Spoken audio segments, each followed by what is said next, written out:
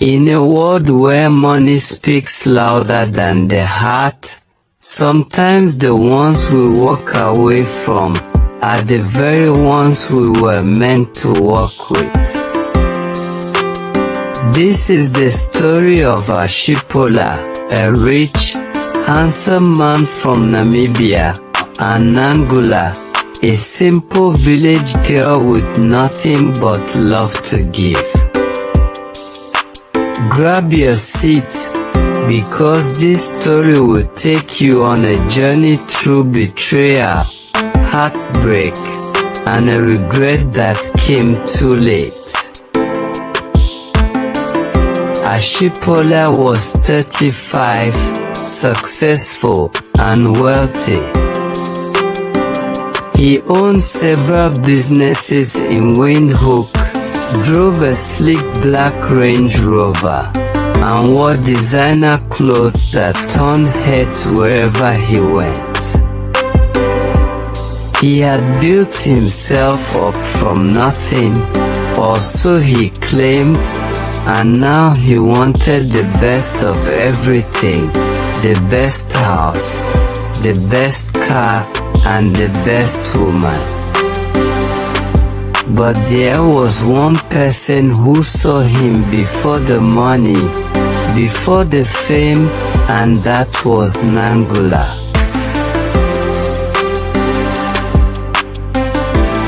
Nangula was just 25. She lived in a quiet village near Ondangwa. Her life was simple: dusty roads, long walks to the well, helping her grandmother with goats, and teaching Sunday school. She didn't have fancy clothes or a smartphone, but she had the sweetest smile and the purest heart.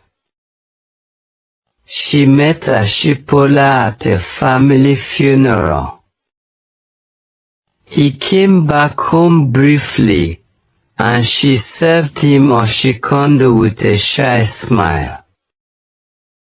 Something about her innocence, her laughter, her humility, it touched something in Ashipola.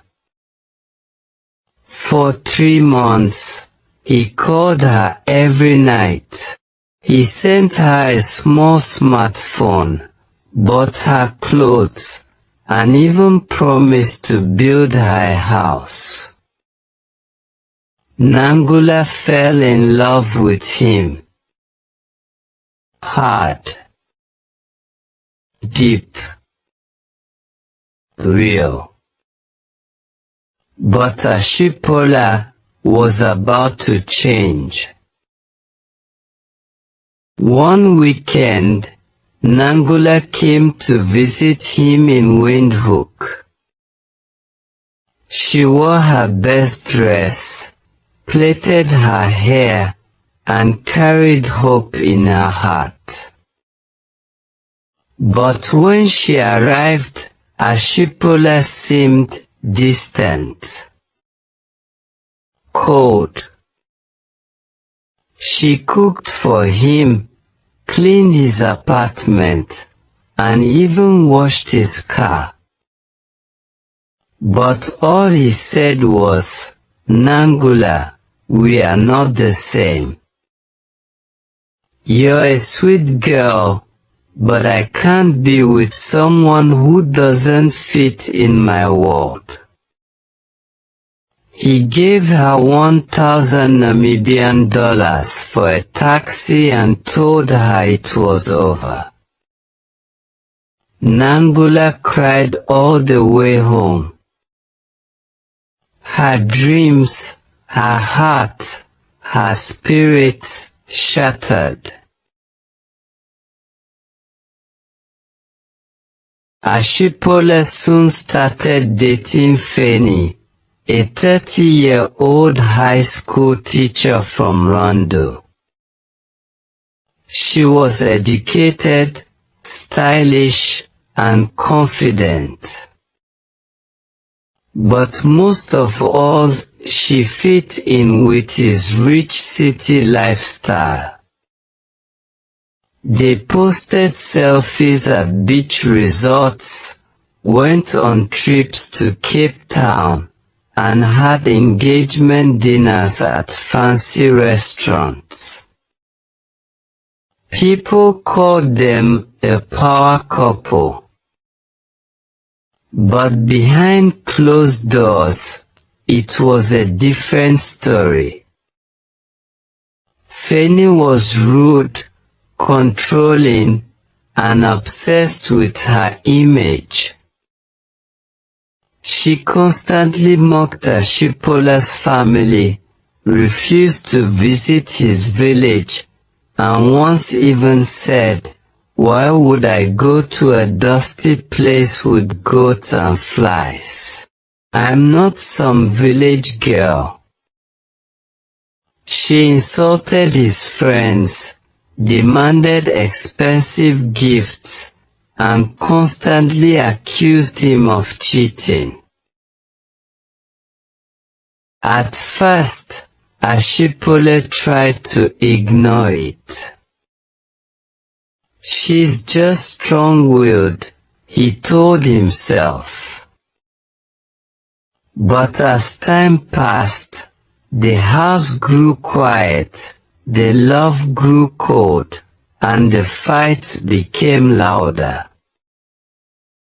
One night, Fanny screamed, "You think you're something? Without your money, who would even look at you?"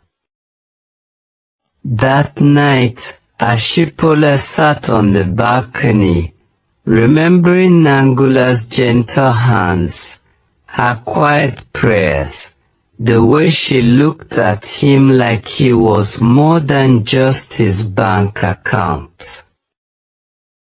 He went to Facebook. He typed Nangula. She had changed her profile picture. She was smiling, peaceful, strong. In the comments, someone called her my love. His chest tightened. 3 months later, Ashipola drove all the way to the north. He wore a cap and dark sunglasses, hoping not to draw attention. He went to Nangula's village. She wasn't there. She moved to Osheketi, her uncle said. She's studying nursing now.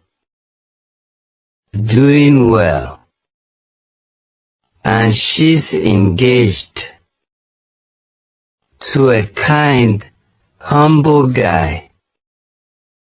Ashipola felt a lump in his throat.